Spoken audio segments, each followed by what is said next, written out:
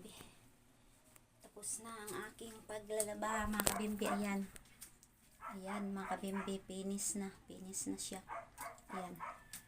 Ayan. Ayan mga kabimbi. Tapos na. Malinis na mga kabimbi. Ayan. Sinahuran ko na rin mga kabimbi. Ang aming ayan. Mga batya. Kasi minsan kasi mga kabimbi, biglang nawawala si Laguna Water. Kaya kailangan mag-stock palagi ng ng tubig. Yung mga kabimbi, may lagnat ako, yung pinawisan ako mga kabimbi. Binababad ko lang yung mga kabimbi ang aking labahan sa umagang maaga. Binababad ko lang mga kabimbi sa batya.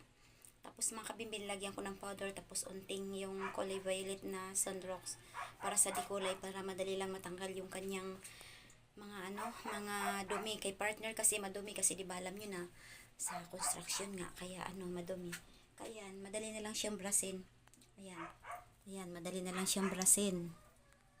Ayan, malinis na. Tapos patuluan ko siya dito mga kabimbi. Tapos pag hindi na natulo, ililipat ko na doon sa sala.